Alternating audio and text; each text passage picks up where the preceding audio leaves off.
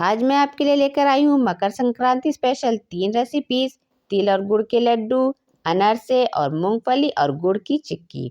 Welcome back to my kitchen. मैं हूँ रामेश्वरी। तो यहाँ पर मैंने सबसे पहले ली है मूंगफली। तो आधा कटोरी मूंगफली को मैं ड्राई रोस्ट करूंगी। मीडियम फ्लेम पर इसे लगातार चलाते हुए रोस्ट कर लेना है। हाई फ्लेम पर रोस्ट करने से मूंगफली ऊपर से जल जाएगी, अंदर से पकेगी नहीं। मीडियम टू लो फ्लेम पर इसे अच्छे से रोस्ट कर लेना है जब तक कि मूंगफली के छिलके आसानी से ना उतरने लगे, तब तक हमें इसे रोस्ट करना है। तो चेक करके देख लेते हैं। तो यहाँ पर देखिए बहुत आसानी से मूंगफली का छिलका उतर जा रहा है। तो बस अब इसी स्टेज पर गैस की फ्लेम ऑफ कर देंगे। इसके बाद अब मैं लूँगी 1 कटोरी तिली। तो इसे मैंने अच्छे से धो के साफ कर लिया था। अब इसे हमें लो फ्लेम पर जब तक कि अच्छे से भून ना जाए, रोस्ट ना हो जाए, तब तक हमें इसे पका लेना है। और इसका साइन ये होगा कि ये रोस्ट हो गई है कि ये चटकने लगेगी। आप ध्यान से देखेंगे तो तिली चटकती हुई नजर आएगी। और बस यही स्टेज होती है जब आपको गैस की फ्लेम ऑफ कर देनी है। इससे ज़्यादा देर तक इसे रोस्ट नहीं करना है, नहीं तो फिर तिली जल जाएगी और सारे लड्डुओं का टेस्ट खराब हो जाएगा। तो अभी देखिए अब ये हो चुका है, तो यहाँ मैं गैस की फ्लेम ऑफ कर देती हूँ। अब इसके बाद हमें चाहिए है गुड़। तो मैंने यहाँ पर 1 कटोरी गुड़ लिया है और इसमें पानी डालना है सिर्फ 2 चम्मच। ज़्यादा पानी नहीं डालना है, नहीं तो आपका गुड़ पतला हो जाएगा, फिर लड्डू नहीं बनेंगे। तो यहाँ पर सबसे ज़्यादा ध्यान देने की बात यही है कि गुड़ में पानी ज़्यादा नहीं डालना है। सिर्फ हमने 1 कटोरी गुड़ में 2 चम्मच पानी लिया है। अब लो फ्लेम पर इसे आपको पकाना है। और दूसरी ज़रूरी बात कि आपको इसको पकाना कितना है। तो देखिए यहाँ पर गुड़ जो है पूरी तरीके से मेल्ट हो चुका है। इसकी अभी हमने कोई चाशनी तार वाली नहीं बनाई है। और बस अब यहीं पर जब ये बॉयल सा आने लगा है, हम गैस की फ्लेम ऑफ कर देंगे। इतना ही हमें गुड़ को पकाना है, इससे ज़्यादा नहीं पकाना है। इसे चेक करके देख सकते हैं, देखिए इतने में ही गुड़ कितने अच्छे से चिपक रहा है उंगलियों में। इससे ज़्यादा हमें नहीं पकाना है। अब यहाँ पर हम तिली ऐड कर देंगे और जो मूंगफली हमने रोस्ट की थी उसके भी हमने छिलके उतार लिए हैं, उसे भी हम इसमें ऐड कर देंगे। अब सारी चीज़ों को अच्छे से फटाफट से मिक्स कर लेना है। तो अभी तक मैंने आपको 2 ट्रिक्स बता दी है। नंबर 1 कि आपको गुड़ में ज़्यादा पानी नहीं डालना है। अगर आप ज़्यादा पानी डाल देंगे तो गुड़ पतला हो जाएगा और आपके लड्डू बिखरेंगे।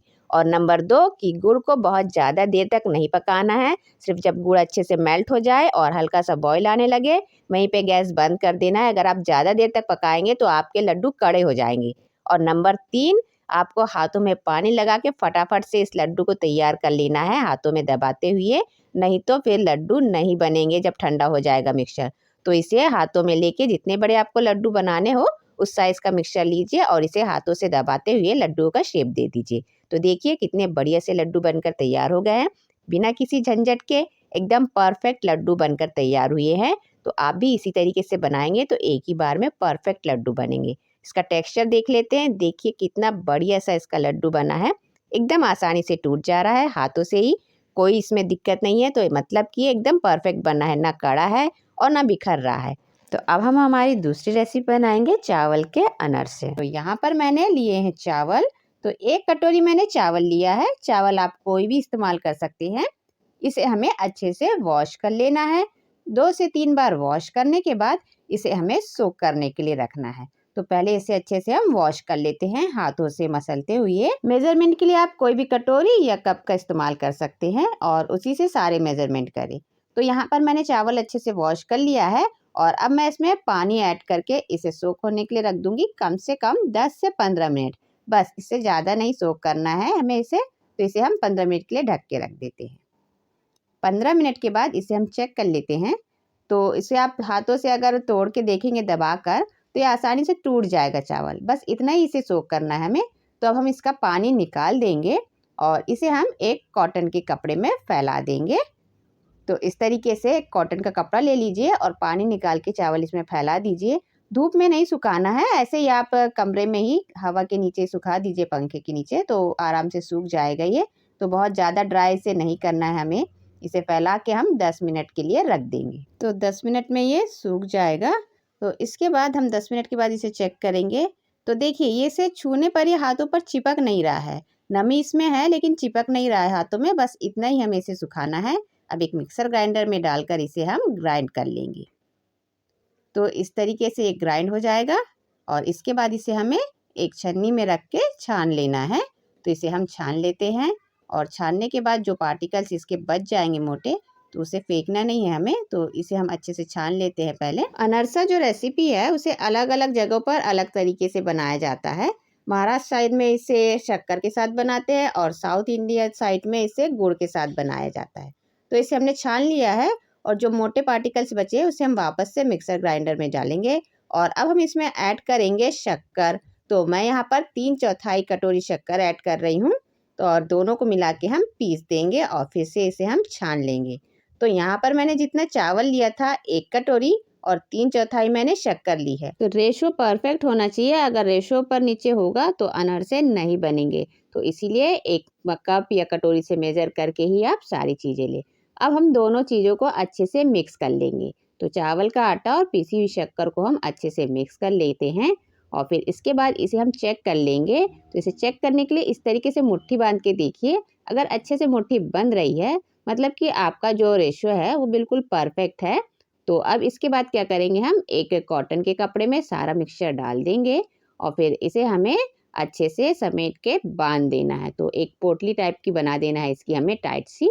तो इसे अच्छे से रख के और टाइट पोटली बना दीजिए और इसमें एक नॉट लगा दीजिए और इसके बाद इस पोटली को हमें रख देना है रेस्ट के लिए।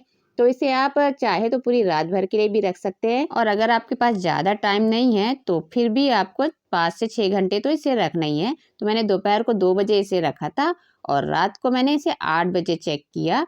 तो उसके बाद आप देख सकते हैं इसका टेक्सचर कैसा है। मैं इसे अभी खोलती हूँ इस पोटली को। हल्की सी नमी इसमें बाहर दिखाई देने लगती है कपड़े में और इसे हम खोल के देख लेते हैं। तो ये बंधा हुआ सा है। इसे हम पहले एक बोल में निकाल लेते हैं फिर चेक करते हैं। तो देखिए इसे इस तरीके से हम तोड़ लेंगे, मतलब क्रश कर लेंगे।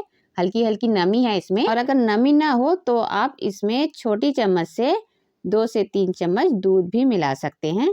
तो एकदम से नहीं मिलाना है, इसमें 1 से 2 चम्मच दूध मिलाकर फिर इसे आप बांध कर देखिए, मिक्स कीजिए इस तरीके से, मतलब एक डो तैयार करना है। तो ऐसे धीरे धीरे आप इसमें दूध ऐड कीजिए और इसका एक डो तैयार कर लेना है। अच्छा सा डो बन जाना चाहिए इसका। तो हम थोड़ा थोड़ा दूध मिलाते जाएंगे और हाथों से दबाते हुए डो तैयार कर लेंगे कुछ इस तरीके से। देखिए हाथों के बीच में थोड़ा सा मिक्सचर रख के गोली बनाकर देखिए। अगर ये अच्छे से बन रहा है, कहीं कोई क्रैक्स नहीं है, तो आपका बैटर बिल्कुल सही है मिक्सचर। तो इसके बाद हमने तेल गरम कर लिया है। हाथों में तेल लगाकर थोड़ा मिक्सचर लेंगे, जितना हमें बनाना है साइज अनारसे का उस हिसाब से, और इसे गोल दबाते हुए अनारसे का शेप दे देंगे। और यहाँ पर अब हम इसमें लगाएंगे खसखस या पोस्ता भी इसे कहते हैं, और आप चाहे तो यहाँ पर तिल भी लगा सकते हैं, लेकिन खसखस लगाने से इसका बहुत सुंदर सा टेक्सचर आता है। तो मीडियम फ्लेम पर इसे अब हमें पका लेना है। तो इसी तरीके से हम और बना लेंगे। हाथों में तेल लगाएंगे, थोड़ा मिक्सचर लेंगे, उसे राउंड शेप देते हुए इस तरीके से बना लेंगे। बहुत मोटा नहीं बनाना है और बहुत पतला भी नहीं बनाना है। ज़्यादा पतला बनाएंगे तो कड़क हो जाएगा और ज़्यादा मोटा बनाएंगे तो फिर वो अंदर से कच्चा रह जाएगा। तो मीडियम फ्लेम पर इसी तरीके से सारे अनारसे बना लेना है। जैसे ही नीचे से थोड़े से गोल्डन हो जाएंगे तब फिर हम इसे टर्न करके दूसरी साइड से भी थोड़ा सा पकाएंगे। दूसरे साइड ज़्यादा देर तक नहीं पकाना होता है, बहुत जल्दी ही ये पक जाते हैं। इस तरीके से देखिए नीचे से गोल्डन हो चुके हैं, तो इसे हम थोड़ा पलट देते हैं और फिर इसे हम पका लेंगे मीडियम फ्लेम पर। अब देख सकते हैं कि बहुत अच्छे से पक गए हैं, बहुत अच्छा सा कलर आ गया है। तो अब हम इसे निकाल लेंगे। तो देखिए कितने बढ़िया से अनारसे हमारे तैयार हो गए हैं। आप भी इस तरीके से अगर बनाएंगे तो आपके भी अनारसे एक ही बार में परफेक्ट बनेंगे। तो देखिए कितने बढ़िया से अनारसे बनकर तैयार हो चुके हैं। ट्रेडिशनल तरीके से अगर आप अनारसा बनाएंगे तो उसमें 2 से 3 दिन का समय लगता है, लेकिन इस तरीके से अगर आप बनाएंगे तो आप इसे एक दिन में ही बनाकर तैयार कर लेंगे और खाने में भी उतने ही टेस्टी होते हैं। तो आप ये वाली रेसिपी जरूर ट्राई कीजिए। अनारसे भी बन चुके हैं, अब हम बनाएंगे गुड़ की चिक्की, जो ठंड के मौसम में बहुत फायदेमंद भी होती है। तो चलिए अब हम चिक्की बनाना शुरू करते हैं। चिक्की बनाने के लिए हमें 2 चीज़ों की ज़रूरत होगी, मूंगफली और गुड़। तो मूंगफली और गुड़ की मात्रा दोनों बराबर रखिए, मतलब कोई भी कटोरी ले लीजिए, उससे अपना आपके दोनों चीज़ें समान ले। तो अब यहाँ पर एक कढ़ाई में हम सबसे पहले मूंगफली को रोस्ट कर लेंगे। तो लो फ्लेम पर हमें इसे इतना रोस्ट करना है कि इसके छिलके आसानी से निकल जाए। तो धीमी आंच पर इसे अच्छे से पका ले। तेज़ आंच करेंगे तो ऊपर से जल जाएगा और ये अच्छे से पक नहीं पाएगा। तो अब आप देख सकते हैं कि छिलके बहुत आसानी से उतर जा रहे हैं। तो अब इसी स्टेज पर गैस की फ्लेम ऑफ कर देंगे। मूंगफली के छिलके निकाल कर इन्हें अलग रख देंगे। अब ट्रिक नंबर 1, सबसे पहले हम कढ़ाई में ऐड करेंगे 1/2 टीस्पून घी। घी ऐड करने से चिक्की में मार्केट वाली शाइन आएगी। अब इसके बाद इसमें ऐड कर देंगे गुड़। इसे हम लो फ्लेम पर अच्छे से पकाएंगे। तो इसे लगातार चलाते हुए पकाइए, नहीं तो नीचे से गुड़ जलने लगता है। तो जैसे ही गुड़ मेल्ट होने लगेगा तो हम इसमें कुछ और चीज़ें ऐड करेंगे। अब आप देख सकते हैं कि गुड़ मेल्ट हो गया है। तो अब हम यहाँ पर इसमें ऐड कर रहे हैं पानी।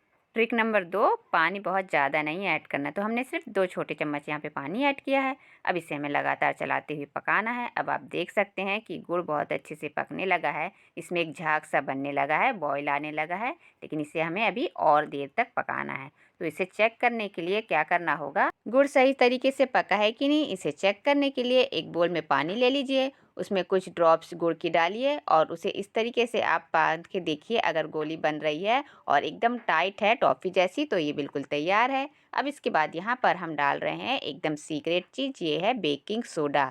1 चुटकी baking soda. Trick number 3, baking soda add करने से क्रिस्पी बनती है चिक्की। अब यहाँ पर हम मूंगफली ऐड कर देंगे और अच्छे से मिक्स कर लेंगे। बस अब ये तैयार है सेट करने के लिए। मैंने बटर पेपर को ऑयल से ग्रीस करके रख लिया है। आप चाहे तो थाली को घी या ऑयल से ग्रीस कर लीजिए, या चॉपिंग बोर्ड को भी आप ग्रीस करके चिक्की को सेट होने के लिए उसमें फैला देंगे। तो इसे आपको थोड़ा जल्दी करना है, नहीं तो ये जल्दी से सेट होने लगेगा। तो इसे थोड़ा सा हम फैला देंगे, ज़्यादा पतला नहीं करेंगे, बस हल्का सा फैला देंगे और बस इसे हम ठंडा होने के लिए रख देंगे। तो जैसे ही थोड़ा सा ठंडा होगा तो हम नाइफ की हेल्प से इसमें कुछ कट्स के निशान बना देंगे, जिससे ये अच्छे से कट पाएंगे।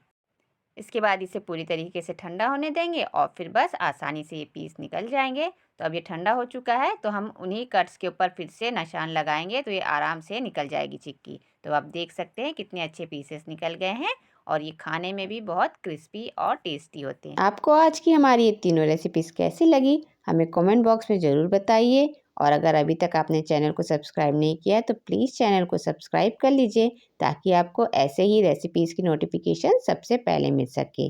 Thanks for watching.